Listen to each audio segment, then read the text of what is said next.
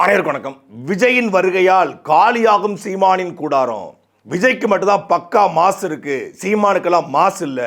விஜய்க்கு மட்டும்தான் கூட்டம் கூடும், சீமானுக்கு கூட்டம் கூடாதுன்னு சொல்லி தற்குறிகள் சமூக வலைதளங்களில் பேசி கொண்டிருந்தாங்க. இதையே அரசியல் விமர்சகர்கள், பத்திரிகையாளர்கள், சில ஊடகங்கள், பொது ஊடகங்களுக்கு வந்து விஜயனுடைய வருகையால் சீமானுடைய வாக்கு வங்கியே சரிய போகுது, சீமான் இருந்த இளைஞர்கள்லாம் விஜய் பக்கம் போயிட்டாங்க, இனி சீமான் ஏற்கனவே வாங்கிய வாக்கை வாங்குவதே ரொம்ப கஷ்டம் அப்படிலாம் சொல்லியிருந்தாங்க.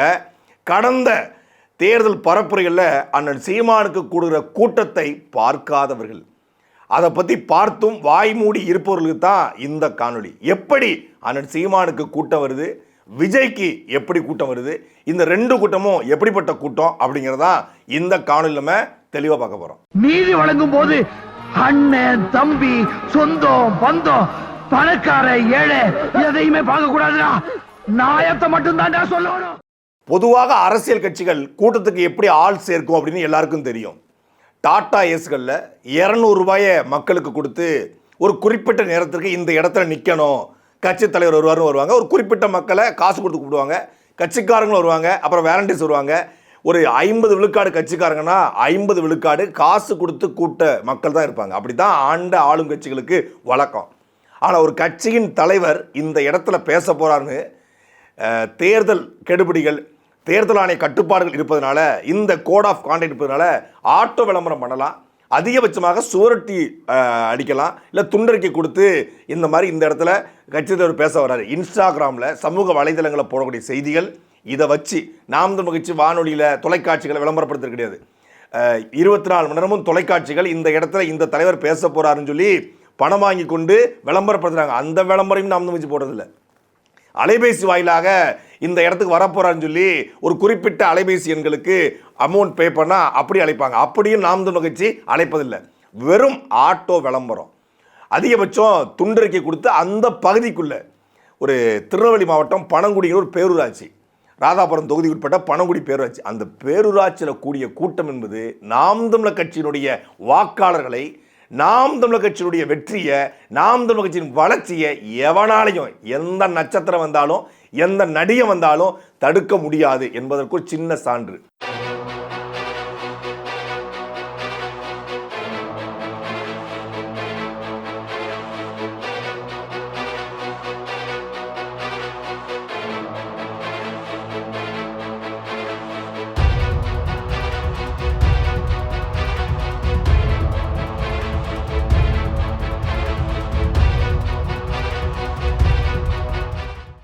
அதே போல தான் ஆரல்வாய் மொழி மாலையில் 6 மணிக்கு கன்னியாகுமரி தொகுதி குறிப்பிட்ட ஆரல்வாய் மொழியில் பேசுறாரு. பேரெழுச்சியான கூட்டம், அப்படியே கொந்தளிச்சு நிற்கிறான். ஒவ்வொருத்தரும் அதாவது கூட்டத்துக்கு காசு கொடுத்து ஆட்களை கூட்டு வருவாங்க. ஆனால் ஒரு கட்சி கூட்டத்துக்கு வந்திருந்தவர்கள், ஒரு தங்கச்சி ஓடி போய் உண்டியில் எடுத்து அண்ணன்ட்ட கொடுத்து, அண்ணா நீங்கள் எப்படியா ஜெயிச்சிடணும்ண்ணா அப்படின்னு கொடுக்குது. ஒரு தம்பி ஓடி வந்து தன் பாக்கெட் இருக்கிற பணத்தை எடுத்து கொடுத்து, அண்ணா நீங்கள் எப்படியா ஜெயிச்சிருன்னு சொல்லி கட்சி கூட்டத்துக்கு பணம் கொடுத்து ஆட்களை சேர்க்கிற கட்சிகளுக்கு மத்தியில் கூட்டத்துக்கு வந்துருங்கவன் அந்த கட்சியின் தலைவர்கிட்ட போய் பணம் கொடுக்குறான், தன் அன்பை பரிமாறுறான்னா அது உண்மையிலே நாம் தமிழர் கட்சி தவிர எதற்கும் சாத்தியம் இல்லை.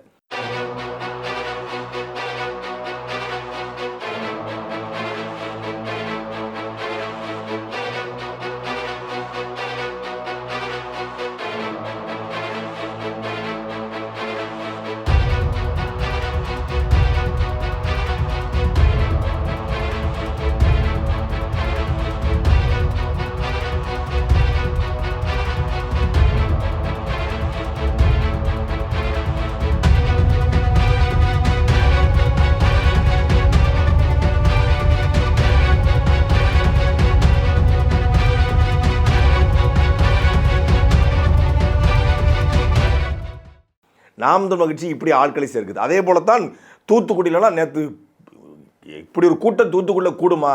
இதே கூட்டம் தூத்துக்குடியில் கூடுச்சு யாருக்கு? தாவேக தலைவர் விஜய்க்கு. அந்த கூட்டம் வேற, இந்த கூட்டம் வேற. இது தன்னெழுச்சியான கூட்டம், அது தற்கொலை கூட்டம். தமிழ்நாடு முழுமைக்கக்கூடிய வாகனங்களில், பேருந்துகளில் ஆட்களை வர வச்சு தூத்துக்குடியில் தான் பெரிய மாசுன்னு காட்டினார். காட்டிட்டு பேசாமல் ஓடி போயிட்டார், பேசவே இல்லை. ஆனால் நான் சீமான் வந்து தூத்துக்குடிக்கு நான் என்ன பண்ணுவேன், தமிழ்நாட்டுக்கு என்ன பண்ணுவேன், கல்வியை எப்படி மாற்றுவேன், மருத்துவத்தை எப்படி மாற்றுவேன், வேளாண்மை எப்படி மாற்றுவேன், டாஸ்மாக் கடை எப்படி மூடுவேன், தற்சார்பு பொருளாதாரம்னா என்ன என்று ஒன்றையும் தனித்தனியாக விளக்கி தன் வேட்பாளரை தன் பக்கத்தில் நிப்பாட்டி வேட்பாளரை அறிமுகப்படுத்தி வச்சுட்டு போறாரு.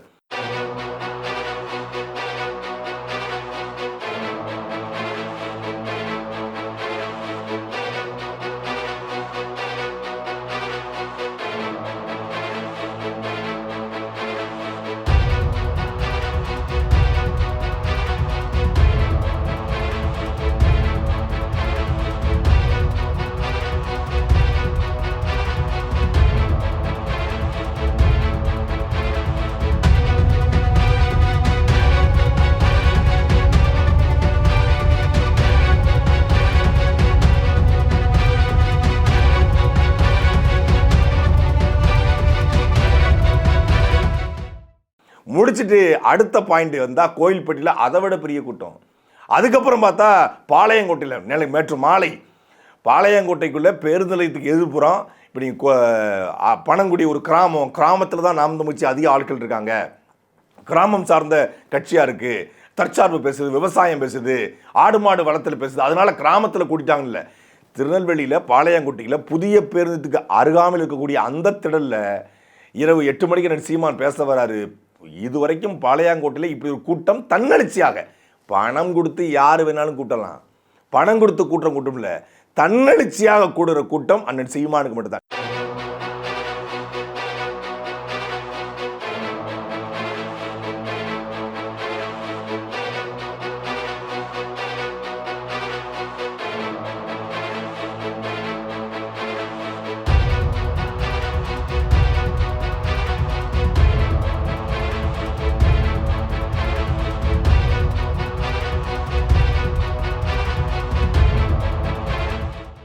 நேற்று கூட்டத்தை முடிச்சாரா?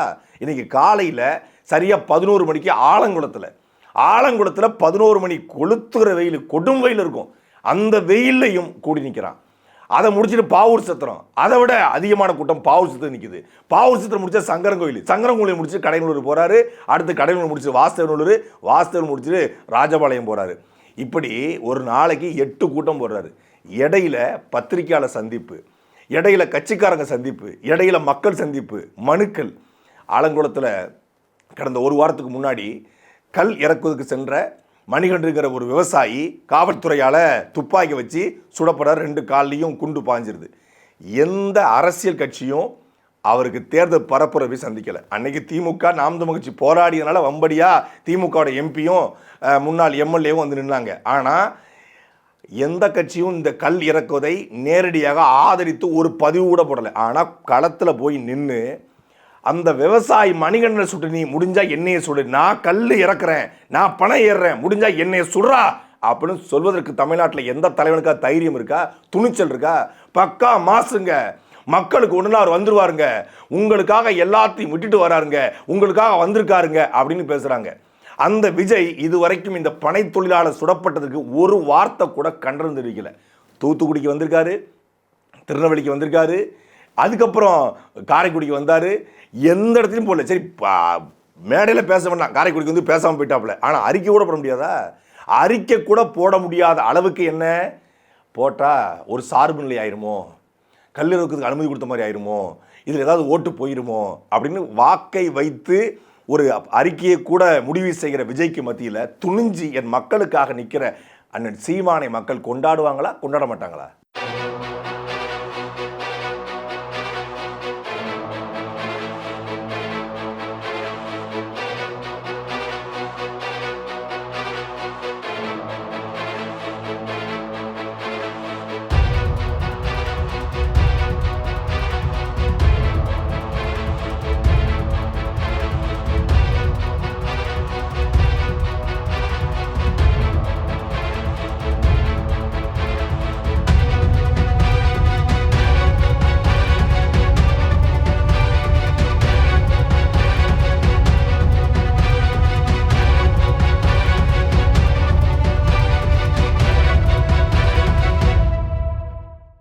விஜய் வந்துவிட்டாலே சீமானுக்கு கூட்டம் கூடாது, சீமான் கூட்டம் சரிஞ்சிருச்சு, சீட்டுக்கட்டு மாதிரி சரிஞ்சிருச்சு, கூடாரம் காலினாங்க. இதை பார்த்துட்டு பேசுங்க. ஊடகத்தில் உட்கார்ந்துருக்கவங்க ஊடகவியலாளர்கள், அரசியல் விமர்சகர்கள், பத்திரிகையாளர்கள், பொது வழியில் எழுதக்கூடியவங்களாம் இந்த கூட்டத்தை பார்த்துட்டு இதை ஆலங்கலம், தம்பி அதை அடுத்து போடு, இது பாவூர் சத்திரம், இதுக்கு முன்னாடி போடு இது பாளையங்கோட்டை, இதுக்கு முன்னாடி போடு இது பனங்குடி, இதுக்கு முன்னாடி போடு இது ஆரல்வாய்மொழி, கொஞ்சம் இதுக்கு முன்னாடி போ இது தூத்துக்குடி. இப்படி எல்லா இடத்துலையும் ஒரு தலைவனுக்கு தன்னெழுச்சியாக ஒரு கூட்டம் கூடுது என்றால் அந்த கூட்டத்தை யாராலையும் தொட முடியாதுன்னு அர்த்தம். தாவேக்காக்கு கூட்டம் கூடுது பக்கா மாசுனாங்களே, அது பக்கா மாசுலாம் இல்லை, அது ஒரு பொடி மாசு. சினிமாவில் வேணா அது முதன்மை கதாபாத்திரம், அரசியல் அது ஒரு காமெடியை. எப்படி கூட்டத்தை கூட்டிருக்காங்கன்னா, நேற்றே நான் சொல்லியிருந்தேன், சரி அது கோயம்புத்தூர் தான் பண்ணியிருக்காங்கன்னு பார்த்தா தமிழ்நாடு முழுக்க இதாங்க பண்ணுறாங்க. இது வந்து ஒரு எடுத்துக்காட்டுக்கு சாம்பிளுக்கு நான் போடுறேன். அது மாதிரி நிறைய தம்பிகள் அனுப்பிச்சிட்டு இருக்காங்க எந்தெந்த ஊரில் கூப்பிட்றாங்கன்னு. இது வந்து Maduravoyal need 200 boys for coming Saturday TVK nominee MLA will assemble just 1 kilometre walk. ஒரு கிலோமீட்டர் ஊர்வலம் மூலமா, அதுக்கு 300 ரூபாயா, டைமிங் 9 AM to 12, ஜஸ்ட் 2 hours. 9 to 12 அப்புறம் 2 hours ஆகும், அதுவே தப்பு, 3 மணி நேரம். சரி 2 hours போட்டுருக்கா. Snacks, water bottle will provide, interested boys DM or join the group immediately, no backed out அப்படின்னு சொல்லி இது பண்ணக்கூடாது அப்படின்னு போட்டிருக்காங்க. அப்புறம் urgent record need 15 boys, pamphlet distribution, துண்டறிக்கை கொடுக்குறது 15 பேர் தேவை. இதெல்லாம் வந்து பணத்துக்கு. அடுத்தால பாருங்க, urgent recruitment need 50 boys for TVK election crowd, 300 spot pay, biryani provider, time 12 to 2 PM, interested point DM with picture, note timing important. அப்போ ரொம்ப முக்கியம் அது. அடுத்தல election campaign location Maduravoyal, need 10 boys, age 20 to 30. இளைஞர்கள் தான் இருக்காங்க, குப்புன்னு வராங்க அப்படின்னு பார்க்குறாங்க. இன்னும் இளைஞர்களாக போயிட்டு இருக்காங்க, சின்ன சின்ன பசங்களாக போகிறாங்க. துண்டு, சாப்பாடு, பிரியாணி 300 ரூபா. கேம்பெயினில் போகிறதுக்கு வீடியோ எடுத்து இன்ஸ்டாகிராம் போடுவோம், அதை உங்கள் பேஜில் போட்டுக்கலாம், உங்கள் பேஜுக்கு ப்ரொமோஷன் கிடச்சிரும், உங்களுக்கு லைக் ஷேர் பிச்சுக்கும் அப்படின்னோடனே வர்றாங்க. பேமெண்ட் இங்கே 400 ரூபாயா, 200 ஊபிஸ்ன்னு அவங்க கிண்டல் பண்ணாங்க. இவங்க 300 தற்குறி, சில இடத்துல 400 தற்குறி. நல்லா இருக்கடா, ஏன்டா 300 கொடுக்குறீங்க, 400 தற்குறி, அப்படி நல்லா இருக்காத. தற்குறிக்கு ஈக்குவலாக ஒரு பேர் வச்சோம்னா என்ன பேர் இருக்கலாம், ஒரு 500 தற்குறிகள் அப்படி வச்சு நல்லா இருக்கும். 500 பாய்ஸ், ஆஃப்டர் ஆல் 500 பாய்ஸுங்க மாதிரி ஒரு 500 ரூபீஸாக கொடுங்கடா. அது கூட கொடுக்காம 300, அவங்க 200 அப்டேட் பண்ணி இவங்க 300க்கு வந்திருக்காங்க. இப்போ தான் சில இடங்களில் 400 கொடுக்குறாங்க, கொஞ்சம் வசதியான வேட்பாளர் போல இருக்கு அடுத்த அவர். அப்புறம் பார்த்தீங்கன்னா அதே மாதிரி அந்த பையன் கேட்டிருக்கான், என்ன பாட்டிங்க, டிவிகே கேம்பெயின் வாங்க அப்படின்னு சொல்லி. இப்படி தமிழ்நாடு முழுக்க வாட்ஸ்அப்பில், இன்ஸ்டாகிராமில் இருக்கக்கூடிய இளைஞர்கள்ட்ட இந்த மாதிரி கேம்பெயினுக்கு வாங்க. சும்மா இருக்காங்களா படிச்சுட்டு, அப்புறம் காலேஜ் விடுமுறை விடுறது, கல்லூரிக்கு மாலை கல்லூரியா இல்லை காலை கல்லூரியா போனாலும் பரவாயில்ல, நீங்கள் வாங்கன்னு சொல்லி இப்படி ஆட்களை விலை கொடுத்து வாங்கித்தான் தாவேக்கா பிரச்சாரம் பண்ணுது. இது ஆதாரப்பூர்வமாகவும் இருக்குது. வேணா தாவேக்காக்கு வந்திருக்கவன்ட்ட ஏதாவது ஒரு ஊடகவியலாளர் போய் மைக்கை நீட்டி கேளுங்க, எவ்வளோ கொடுத்தாங்கன்னு படி கேளுங்க, அவன் சொல்லுவான். 300 கொடுத்தாங்க, 400 கொடுத்தாங்க, 200 கொடுத்தாங்க. 2 ஹவர்ஸுக்கு 300 400 ஒரு பெரிய விஷயம், பாக்கெட் மணி. அதனால தான் இந்த கூட்டம் கூடுதே ஒழிய இது தன்னெழுச்சியாக விஜயை பார்க்க, விஜய்க்கான கூட்டம் அப்படிலாம் ஒன்றுமே கிடையாது. காரைக்குடி டெண்டல் இருக்காப்புல 15 கோடி செலவு பண்ணியிருக்காப்புல மொத்தமாக இது வரைக்கும். 15 கோடி செலவு பண்ணி அவர் என்ன மாதிரியான அரசியலை கட்டமைக்க போறாருங்கிறத கேள்வி. ஆனால் நாம் தமிழ்ச்சி அப்படி பண்ணலை. நாம் தமிழ்ச்சி கூடுற கூட்டம் தன்னெழுச்சி கூட்டம், தாவேக்கா கூட்டம் ஒரு தற்குறி கூட்டம். கிட்டத்தட்ட அண்ணன் சீமான் அவர்கள் 23ஆம் தேதி தேர்தல் பரப்புரை தொடங்கினார். மார்ச் மாதம் 23ஆம் தேதி தன் தேர்தல் பரப்புரைய திருத்தணி முருகன் கோவிலில் சாமி கும்பிட்டு தொடங்கினார். நெருக்கி இன்னைக்கு அங்கே ஒரு 8 நாள், இப்போ ஒரு 11 நாள், 19 நாள். ஒரு நாளைக்கு 8 கூட்டம், அதாவது 6 வாகன பரப்புரை, 2 பொதுக்கூட்டம் என்று 8 பொதுக்கூட்டம். இதுக்கு இடைவெளியில் ஒரு நாள் பிகைன் நிகழ்ச்சி, இடையில ஒரு நாள் வந்து தன் தொகுதியில் வந்து வேட்புமனு தாக்கல், தன் தொகுதி கூட்டம். இது எல்லாத்தையும் மொத்தமாக சேர்த்தா இது வரைக்கும் கிட்டத்தட்ட 165 கூட்டங்களில் பேசியிருக்காரு. 165க்கும் மேற்பட்ட கூட்டங்களில் 28க்கும் மேற்பட்ட மாவட்டங்களை கவர் பண்ணிட்டாரு. 160 தொகுதிகளை தாண்டி போயிட்டார். இன்னொரு 40-70 தொகுதி தான் இருக்குது. டெல்டா மாவட்டங்கள் மட்டும் தான் கவர் பண்ண முடியும். திருச்சியில் கொஞ்சம் தொகுதிகள், டெல்டா மாவட்டம், இந்த புதுக்கோட்டை மாவட்டம் இங்கே தான் வரணும். மற்றபடி பெரும்பாலும் அண்ணன் சீமானவர்கள் கன்னியாகுமரி மாவட்டத்தை முழுமையாக முடிச்சிட்டாரு. திருநெல்வேலிக்கு போயிட்டு வந்துட்டார். இன்றைக்கி தூத்துக்குடி, நேற்று தூத்துக்குடி, இன்றைக்கி தென்காசி விருதுநகரை கவர் பண்ணுறாரு. அப்புறம் மதுரை பக்கம் போக வேண்டியது, தேனி மதுரை, அடுத்தடுத்த நாட்களில் தேனி மதுரை இந்த பக்கம் போகிறாரு, திண்டுக்கல் தேனி மதுரை இப்படி. அப்புறம் இந்த பக்கம் கரூர் கோவை மாவட்டங்களில் போயிட்டார், பொள்ளாச்சிக்கு போயிட்டு வந்துட்டார்.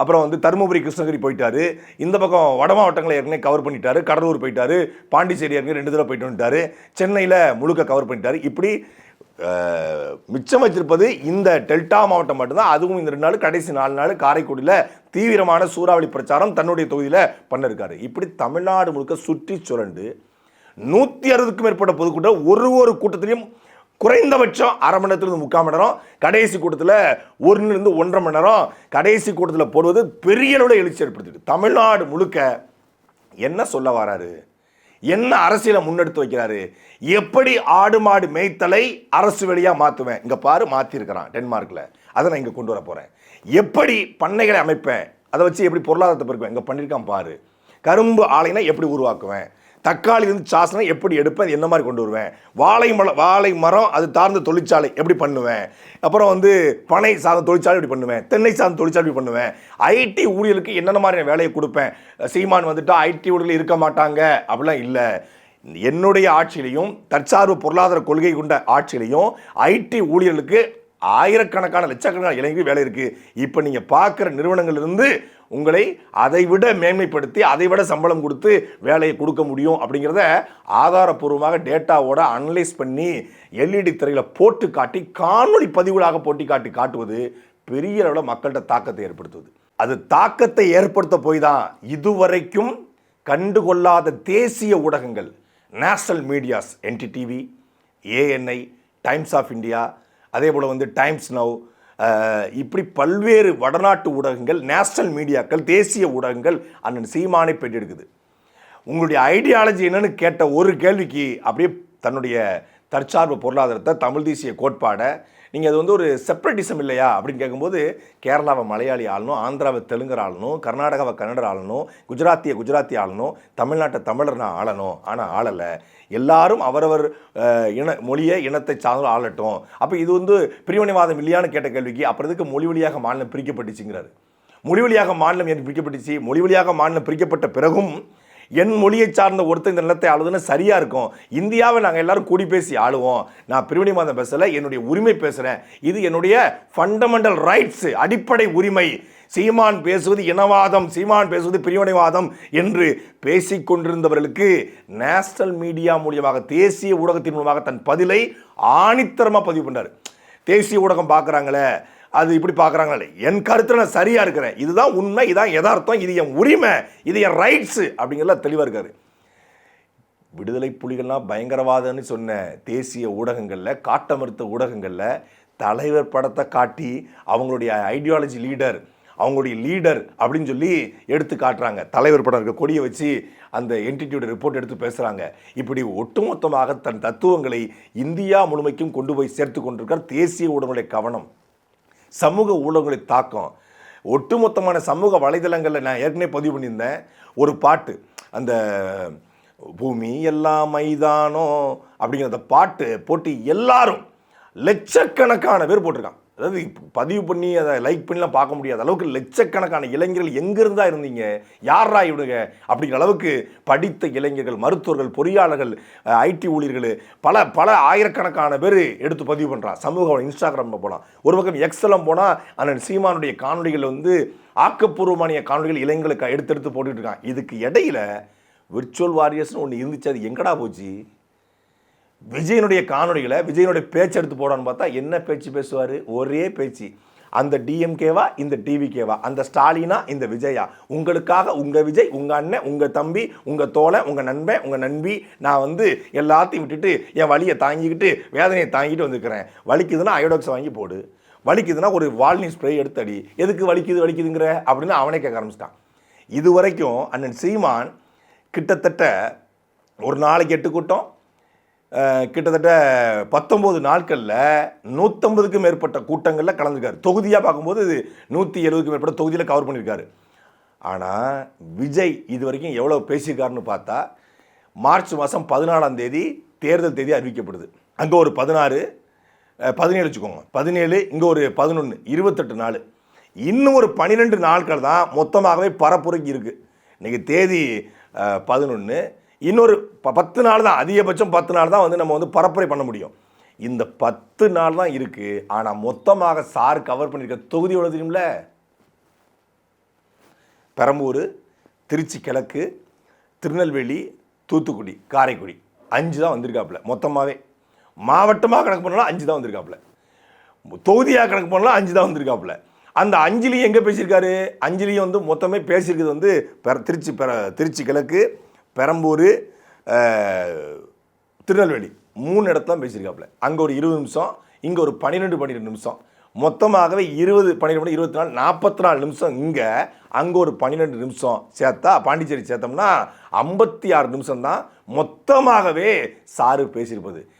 அண்ணன் சீமான் பேசியிருப்பது கிட்டத்தட்ட ஒரு நாளைக்கு 8 மணி நேரம். சார் பேசியிருப்பது மொத்தமாகவே 56 நிமிஷம். 56 நிமிஷத்தை பேசினா அவன் என்னத்தை எடுத்து போடுவான்? நான் வந்தால் இதை பண்ணுவேன். தேர்தல் அறிக்கை வெளியிடலைங்க. ஒரு கட்சி தேர்தலுக்கு 10 நாள் தான் இருக்குது. தேர்தல் அறிக்கை வெளியிட துப்பற்ற ஒரு கட்சி.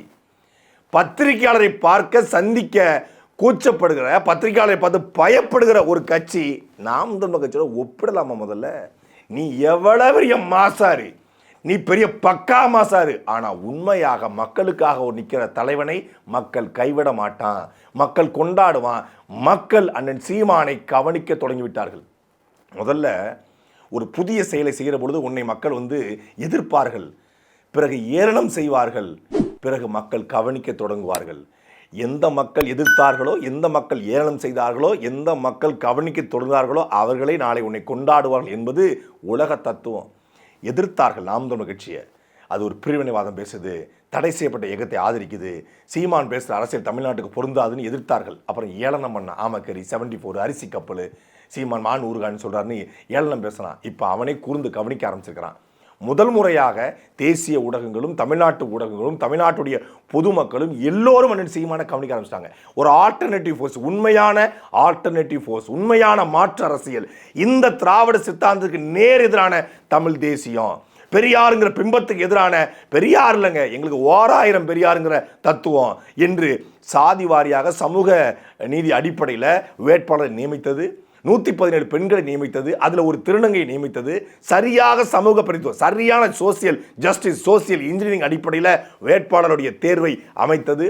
எல்லாவற்றுக்கும் முன்பாக முதல்ல வேட்பாளர் தேர்வு நடத்தியது, பிரம்மாண்டமான மாநாட்டை திருச்சியில் ஒழுக்கத்தோடு நடத்தியது, தேர்தல் அறிக்கையை செயல்பாட்டு வரைவை எல்லாருக்கும் முன்னாடியாக எல்லாருக்கும் மாற்றாக இலவசத்தை ஒழிப்ப தரமாட்டேன், கல்வி மருத்துவம் குடிநீர் இந்த 3 தான், மற்ற எதுவுமே கிடையாது என்று சொன்னது. இது எல்லாமே அண்ணன் சீமானுடைய மிகப்பெரிய பாசிட்டிவாக, மிகப்பெரிய நேர்மறை அரசியலாக மாறி இருக்கு. இங்கே அறிக்கை இல்லை, வேட்பாளர் தேர்வில் திமுக கடன் வாங்கி போட்டிருக்காரு தாவேகா, வேட்பாளரை சொந்தமாக நிப்பாட்டுக்கு அண்ணன் சீமான். பத்திரிகையாளரை சந்திக்க மாட்டார் விஜய், பத்திரிகையாளரை சந்தித்து இன்னும் வேற ஏதாவது கேள்வி இருக்கா தம்பின்னு கேட்பார் அண்ணன் சீமான். இந்த பக்கம் பார்த்தா தாவேகா கூட்டத்துக்கு காசு கொடுத்த ஆட்களை கூப்பிடுது, இங்கே தன்னெழுச்சியாக கூடுது. மக்கள் பார்க்குறான், யாரா மாற்று, யார் உண்மையான மாற்று? இவன் வெறும் கூத்தாடி, இவன் உண்மையான கொள்கைவாதி. இது ரசிக கூட்டம், இது லட்சிய கூட்டம், இது சினிமா கூட்டம், இது சித்தாந்த கூட்டம், இது ஒரு கூத்தாடி கூட்டம், இது ஒரு கொள்கை கூட்டம்னு மக்கள் உணர ஆரம்பிச்சுட்டான். அதனால தான் அண்ணன் சீமானுக்கு இவ்வளவு பெரிய தன்னெழுச்சியான கூட்டம். அந்த ஒவ்வொரு கூட்டத்திலையும் புதிய சிந்தனைகளை, புதிய கருத்துக்களை, நடப்பு அரசியலை, கரண்ட் பாலிடிக்ஸ் பேசுறாரு. சார் என்ன பேசுறாரு? ஜல்லிக்கட்டு, புல்லுக்கட்டு, நான் பாதிக்கப்பட்டேன், ஜனநாயகனுக்கு தடையை போட்டாங்க, விவாகரத்து வாங்கிட்டாங்க, கரூரில் பழியை போட்டுட்டாங்க, எஸ்ஓபியை போட்டாங்க, தனக்கு தனக்கு தனக்கு தான் தான் தான், விஜய் விஜய் விஜய். இங்கே விஜய் இல்லை, தமிழ் தமிழ் தமிழ். நாம் தமிழ்ச்சி நாங்கள் என்ன செய்ய போகிறோம், என்ன தேவைன்னு பேசுவோம். தமிழ்நாடு அரசு என்ன பண்ணலை, ஏற்கனவே இருந்த அரசு என்ன பண்ணலை, நாங்கள் என்ன பண்ண போகிறோம்னு பேசுவோம். ஆனால் இங்கே தளபதி தளபதி விசில் விசில். இதை தவிர நீங்கள் தாவேக்காரன் வாயிலிருந்து வாயவே உடைச்சா கூட வாயில் வார்த்தை வராது. நீங்கள் எதையுமே வாங்க முடியாது. அவங்க கல்லூலி மங்கங்க, அவன் வாயிலிருந்து எதையும் வாங்க முடியாது மங்கள. அது மாதிரி இப்போ தாவேகாவுடைய வேட்பாளருக்கும் தாவேகாவோட பொறுப்பாளருக்கும் கல்லூலி மங்கங்க, அவங்ககிட்ட எதுவுமே வாங்க முடியாது. தெரியாது, தெரிஞ்சாதானே வரும். சட்டியில் இருந்தால் தானே அகப்பையில் வரும், சட்டியில் இல்லை, அதனால் அகப்பையில் வரலை. நீங்கள் ஒரே ஒரு கேள்வி தான், மரியாதைக்குரிய இந்த ஊடகவியலாளர்கள், சோகால்டு ஆக்டிவிஸ்ட்டு, இந்த பத்திரிகையாளர்கள், தயவுசெய்து தாவேகாவை நாம் தமிழர் கட்சியோடு ஒப்பிடாதீங்க. நாம் தமிழர் கட்சி என்பது மாணிக்கம் போல ஏறிக்கொண்டிருக்கிறது, தங்கம் போல விழுந்து கொண்டிருக்கிறது, கிராஃப் எங்கேயோ போய்கிட்டு இருக்கு. இந்த தாவேகா கொஞ்சம் கொஞ்சமாக சரிந்து கொண்டிருக்கிறது. வேட்பாளரை கூட வண்டியில் ஏற்றாத ஒருத்தன், அதில் கூட பார்ஷியாலிட்டி பார்க்குற, அதில் கூட சுப்ரியாரிட்டி பார்க்கக்கூடிய ஒரு வேட்பாளர் எனக்கு விமர்சனங்கள் இருக்குது தாவேக்கா மேலே. ஆனால் காரைக்குடி வேட்பாளர் ஒரு படித்த பையன், அதுவும் வெளிநாட்டில் படித்தா சொல்கிறாங்க, டென்டல் டாக்டர், ரீல்ஸ் போடுறாப்புல ஏதோ பண்ணுறாப்புல. ஆனால் அந்த படித்த பையன் அவன் செலவு பண்ணி நிற்கிறான்.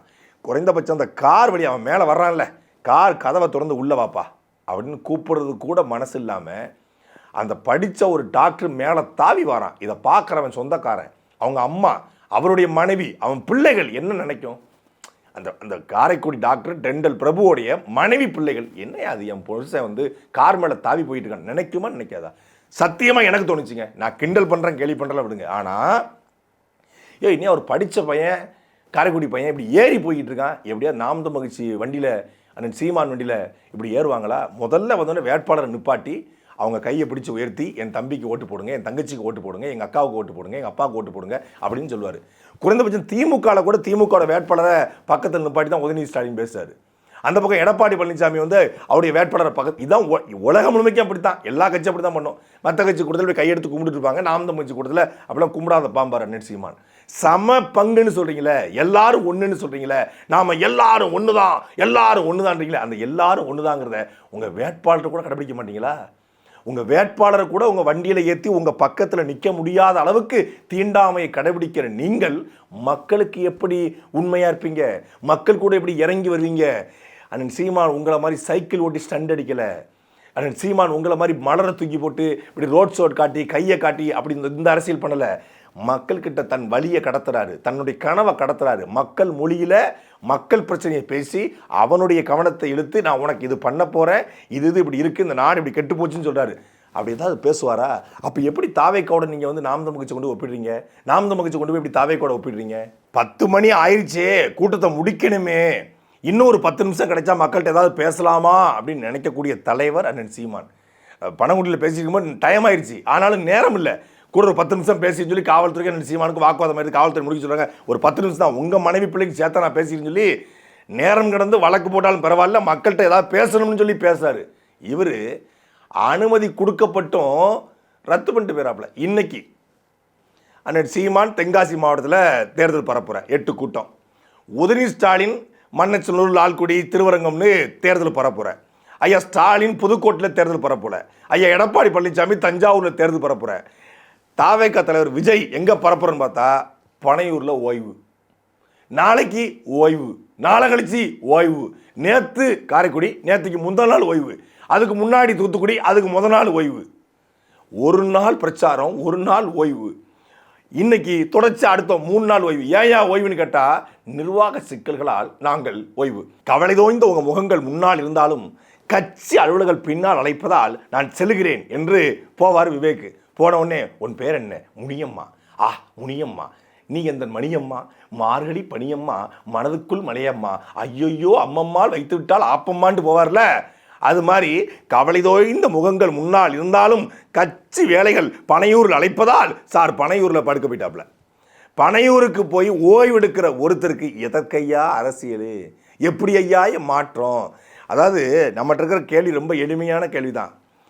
எம்ஜிஆர் மாதிரி வரப்போறாரு, அண்ணா மாதிரி வரப்போறாரு, எம்ஜிஆர் அண்ணாவுக்கு அப்புறம் மாசு விடுத்தாருன்னா எம்ஜிஆரும் அண்ணாவும் கால்படாத கிராமங்கள் இல்லை. வீதி வீதியாக வாரானே, நீதி கேட்க போறானே. நாங்கள் எங்கே வீதி வீதியாக வராரு? எந்த வீதிக்கு வந்தார்? பனையூர் வீதியும் பட்டினப்பாக்கம் வீதியும். வேற எந்த வீதிக்கு வந்தார்? 4 கூட்டம் மொத்தமாகவே. இன்னும் 10 நாளில் அவர் மொத்தமாக கவர் பண்ணாலும் எல்லா மாவட்டத்துக்கும் போக முடியாது, எல்லா தொகுதிக்கும் போக முடியாது, எங்கேயும் பண்ண முடியாது. 4 மண்டலமாக கூட்டம் போட்டிருந்தா கூட மொத்தவாரி அம்மையார் ஜெயலலிதா வந்து என்ன பண்ணுவாங்கன்னா, தென் மாவட்டமாக மதுரையில், திருச்சி மண்டலமாக திருச்சியில், கோவைக்கு 1, சென்னைக்கு 1, 4 போட்டு முடிச்சு விட்டு போவாங்க. பெரிய தலைவர்கள் பண்ணுவாங்க. அப்படி கூட பண்ணுவதற்கு ஒரு ஐடியாலஜி ஏன்டா கேட்டால் இதுக்கு ஒரு 9 கோடி கொடுத்து ஜானு ஏன்டா கேட்டால் தான் நான் ஃப்ரீயாக இலவசமாக சொல்லியிருப்பேன்.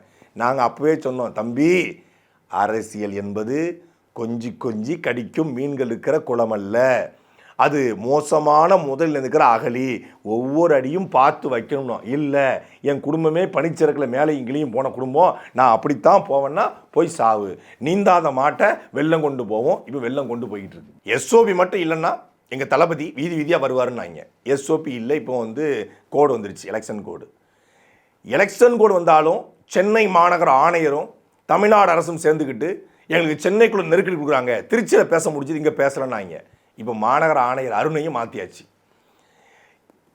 காவந்து முதலமைச்சராக இருந்தாலும் அவர்கிட்ட அதிகாரம் இருக்குன்னு சொல்லி ஆதவ் சொல்றாரு. அந்த பக்கம் பார்த்தா கேர்டேக்கர் கவர்மெண்ட்டாக இருப்பதனால தான் நாங்கள் கூட்டம் போட முடியும்னு விஜய் சொல்றாப்புல. அனுமதியே கிடைக்கல, தேர்தல் ஆணையமே ஒருதலை பட்சமாக இருக்குன்னாங்க. ஆனால் தேர்தல் ஆணையம் கடலூரில் இன்னைக்கும் கும்மிடிப்பூண்டில் நாளை கழிச்சும் அனுமதி கொடுத்துருக்காங்க. ரெண்டுமே ரத்து செய்யப்பட்டிருக்கு. கேட்டால் நிர்வாக சிக்கல்.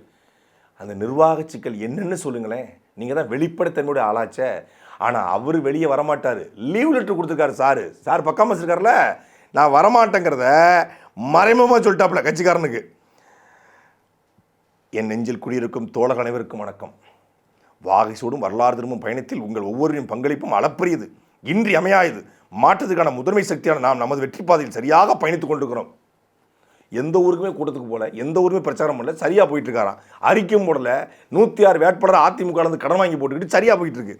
தேர்தல் நாள் வெகுவாக நெருங்கி வரும் இந்த வேளையிலே ஒரு வேண்டுகோள். என்ன பனையூரில் நான் படுத்துக்க போகிறேன்னா, வாக்குச்சாவடி பொறுப்பாளர்கள் உறுப்பினர்கள் தங்களை தமிழக வெற்றியை இணைத்துக் கொண்டு நம்மோடு தொடராக பயணிப்பவர்கள் கழகத்தின் மீது பெருமை கொண்ட எல்லாரையும் ஒருங்கிணைச்சிக்கிட்டு காலையில் ஒரு தடவை மாலையில் ஒரு தடவை நீங்கள் ஒவ்வொரு வீடாக போங்க. நான் பனையூரில் நல்லா படுத்துக்கிட்டு நீங்கள் போகிறத ஷார்ட்ஸ்லையும் இன்ஸ்டாகிராம் ரீல்ஸ்லையும் பார்த்துக்கிட்டு இருக்குங்கிற மாதிரி ஒரு அறிக்கை போட்டிருக்காப்புல.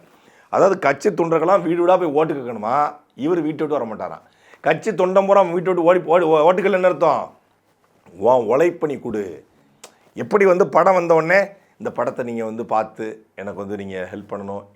எப்போவுமே தமிழர்கள் நீங்கள் எனக்கு சப்போர்ட் பண்ணியிருக்கீங்க, இந்த படத்துக்கும் நீங்கள் சப்போர்ட் பண்ணுவீங்க அப்படிங்கிற மாதிரி சொல்லுவாங்களோ ஆடியோ லாஞ்சில். இந்த படம் மாசாக வரப்போகுது, இந்த படத்தில் ஃபைட்ஸு ஃபென்டாஸ்டிக்காக வந்திருக்கு, இது பாட்டு வேணுமா பாட்டு இருக்குது, ஃபைட்ஸ் வேணுமா ஃபைட்ஸ் இருக்குது, சென்டிமெண்ட் வேணுமா சென்டிமெண்ட் இருக்குது அப்படின்னு ப்ரொமோட் பண்ணுவாங்களோ அப்படி ப்ரொமோட் பண்ணுறாப்புல. இன்னும் சினிமாவிலேருந்து வெளியே வரவே இல்லை. முழுக்க சினிமாக்காரனாகவே இருந்து கொண்டு இந்த எலெக்ஷனையும் ஒரு சினிமா போல் அணுகிறாப்புல. எல்லாரும் போய் படம் பாங்கன்னு சொல்லுது போல் எல்லாரும் போய் ஓட்டு போட்டுருங்க, எல்லாரும் போய் கேம்பெயின் பண்ணுங்க. ஆனால் நான் என் ரோல் என்ன, கால் ஷீட் கொடுத்தேன் 4 நாள் இந்த ஜான் பேலுக்கு, என் கால் ஷீட் முடிஞ்சிருச்சு அப்படிங்கிற மாதிரி. இன்னொரு 4 தடவை வருவாப்புல. இந்த 10 நாளில் ஒரு 4 தடவை வந்தால் பெரிய விஷயம். 4 தடவை அங்கங்கே கையை காட்டிட்டு ரோட் ஷோ போயிட்டு பார்த்தீங்கன்னா மாசும் வாங்க. தமிழ்நாட்டு மக்கள் பார்த்துக்கிட்டு இருக்கான். யார் மக்களுக்கான அரசியல் பேசுகிறா, யார் மக்கள் பிரச்சனையை பேசுகிறா, யார் அடுத்த தலைமுறைக்கான அரசியல் பேசுகிறா, யார் ஐடியாலஜி பேசுகிறா, யார் உண்மையான சமூக அக்கறையோடு நடந்து கொள்கிறா, யார் இந்த அரசியலை தன்னுடைய மாசை வச்சு தன்னுடைய வாக்கை வாங்கி தன்னுடைய மாசை காட்டுன்னு நினைக்கிறா என்பதை தமிழ்நாடு மக்கள் பார்த்துட்டு இருக்காங்க. அதனால் அண்ணன் சீமான் மேலே ஏறி வராரு. மேலே ஏறி வாரேன் நீ ஒதுங்கியே இல்லைங்கிற மாதிரி மேலே ஏறி வராரு. விஜய் சறுக்கி கொண்டே இருக்காரு. சாட்டை எடுத்து நாட்டை திருத்து